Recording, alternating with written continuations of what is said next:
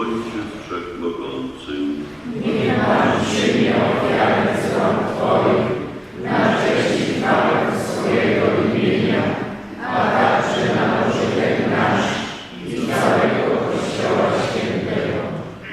wyjrzyj Boże, Wszechmogący, łaskawie na dary ofiarne, które składamy, oddaję cześć świętej Urszuli i za jej stawiennictwem utwierdź nas oddamy się bez reszty Tobie i braciom, przez Chrystusa Pana naszego.